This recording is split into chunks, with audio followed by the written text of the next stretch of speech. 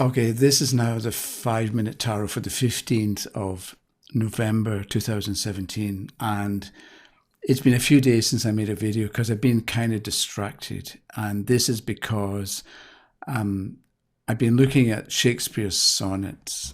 And I'm going to, at this point, I think I'm going to do a channel looking at Shakespeare's sonnets. And this is because it's useful for reading cards because it'll get you into being aware of words and what they mean so that you can say exactly what you want to say. And you're careful about the words that you choose to say something so you don't end up saying something that can mean multiple different things. Because people say things, but somebody takes it the wrong way, and then you say, well, I didn't mean that, I meant this. And by studying Shakespeare and spending time with Shakespeare, on the one hand, you become more clear and more unambiguous about what you say. But at the same time, because Shakespeare is still with us, because he was so, let's say, wise, by spending time with his sonnets, for instance, you can't help but absorb some of the wisdom that he had to do with life and people and what we do and why we do what we do and what's really going on with people in spite of what they say or in spite of what they do. So I think there's value in thinking about and wondering about the words that Shakespeare uses and the different meanings. Because a while ago I did the beginning of it, I mentioned the beginning of Romeo and Juliet, and the third line is from ancient grudge break to new mutiny. Right, 7 words, but there's a grudge, there's rivalry between two households, and there's a grudge, there's an animosity and a certain amount of fear and hatred and so on between the two different groups, the two parties, the two teams, the two households. But it's an ancient grudge, so it's really old, and probably there's nobody alive who was there at the beginning. So people have kind of forgotten what the original fight was about, or what the original grudge was about. But there can be misunderstandings, but yet people are still controlled by this ancient grudge. So they're sort of unconscious in what they do. They think they know what they're doing and why they're doing it, but they really don't anymore. And then we've got the word break. So if you break a piece of wood, you've got 2 things. So from ancient grudge, break, because maybe that's telling us that the grudge is going to be broken.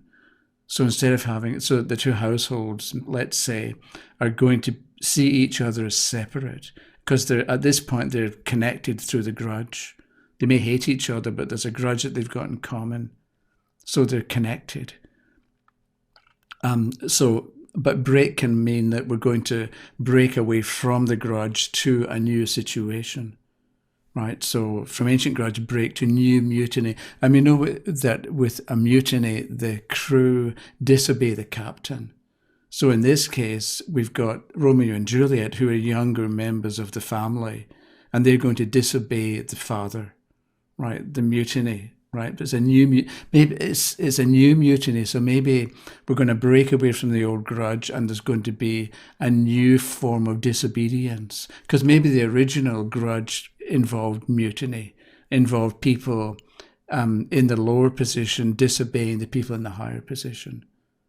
So 7 words, from ancient grudge break to new mutiny, and you've got this amount of stuff, this amount of information and knowledge, and a picture is painted in just a few words. And I think we can do this if we examine the sonnets. We can develop that ability in our own self, so that when we look at a picture on a card, we don't look at it and think, I don't know what this means, or I've got to go and look at the book and get an answer. We're going to be able to look at the illustration, and by having an idea about the words and what they mean and how it fits in with the question and what the question means and what the questioner is wanting or is going for, you're going to be able to speak more knowledgeably and more wisely, let's say, about the answer to the person's question. Okay, so this is now today's video, and it's about continuing on looking at the major tramps going backwards from the world through to, we'll end up with the Fool. So we're at temperance. So temperance, if you temper metal, you burn off impurities to make it stronger. So we can look at the temperance card and think, okay, we're supposed to become stronger, and how are we going to do that? And in order to understand how to become stronger, for instance, there's other meanings for the temperance card, but if we're going to become stronger, maybe we can look at the death card to get an idea of what to do or how to go about becoming stronger. Because temperance is number 14 and death is number 13. So maybe you become stronger if or when you make a new start, because death can be endings as well as new beginnings. So maybe there's something about being that if you can make a fresh start. So you've been used to doing things a certain way and you try something different this time. Or you no longer depend on the traditional or the normal or your usual way of going about things. So if you've got a problem, let's say you've got a problem at work, in order for you to become stronger at work, let's say to become more capable, you have to try different things. So instead of doing things the way you always do them and expecting other people to change or expecting other people to cooperate with you, with your idea, it can be important to do something new or try a different approach or go about things in a different way, in a new way. And if you're willing to try something new or do something that you haven't done before or give somebody or something else a chance to prove itself, then you are going to become stronger because if we have the idea of tempering metal, you burn off impurities. What you're doing is you're identifying weaknesses, because that's metal is if a metal has impurities, it makes it weaker, right? It lets it break more easily. So what you want to do is identify the weakness and get rid of it, and that automatically makes it stronger. So with temperance, you need to, or it can be that you are supposed to identify weaknesses and get rid of them in order to become stronger. And you can do, but if you keep doing it the way you've always done it, it's not going to work. You need to, in some way, make a fresh start. But because death is new beginnings, it can also point to the importance of letting things go. There is this Buddhist, I think, idea about non-attachment. So if you're attached to a possession, let's say you've got a sports car. I know this fellow, he had a Porsche sports car and he hated to drive it because he was always scared that somebody was going to crash into it or the paint was going to get scratched. So he apparently owned the car, but really the car owned him because he was afraid every time he drove it that he would crash it or somebody would scratch it or get damaged. And that's a bit like while you're attached to things, you can't be strong, or you're not as strong as you would be if you didn't feel that attached to stuff. So how do you become stronger? Maybe through making a new beginning, but also by being unattached or by not being attached to things. So you have to learn to let things go. Okay, so if we then take the idea of death as being making a fresh start, how do you make a fresh start? So we go back one more step and we go to the number 12, which is the Hanged Man. And so how do you make a fresh start? And I was thinking about this on the way back from the post office a little while ago, and I thought 12 is obviously, well, maybe not obviously, but 12 can make us think of a year.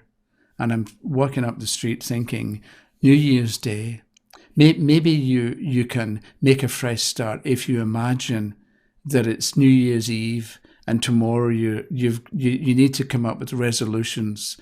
Because we do this on the 1st of January. We go into the new year with resolutions that new habits we're going to develop or new things we're going to do.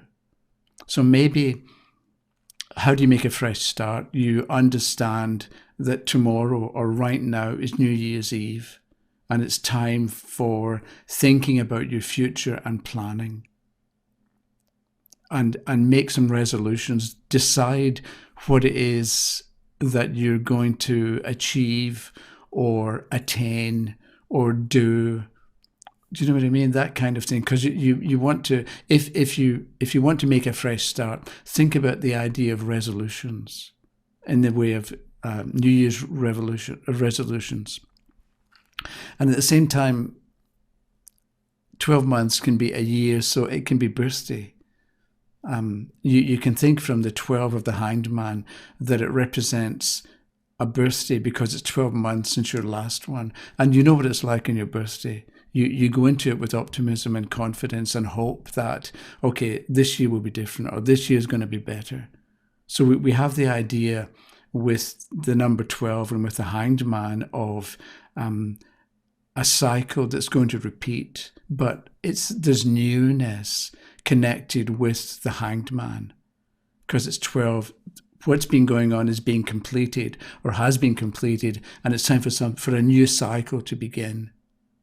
So there's going to be repetition, but maybe we do with the Hanged Man. What we do is we think, because the Hanged Man's upside down, we don't go into the new cycle. We go into the new cycle looking at it from a different point of view because the fellow's upside down. If he'd been standing up, then it's sort of normal, just keep going. But the fact that he's upside down, we need a new angle, a new perspective on the future or on the new cycle. And maybe what you do is you think about a cycle can be a circle, right? You go round and round. But maybe in order for you to make a fresh start, you decide that you're going to go through the same things over again because it's a cycle. But this time, instead of going around in a circle, you're going to start to go around in a spiral, right? So as time goes by, you go up this way. So yes, you go through the same types of experiences. You still go to work. You still have the same people to deal with. You still have the same husband or wife or children. But instead of just repeating things, instead of just going round and round and round, you're going to go through the same experience, but applying a bit more understanding.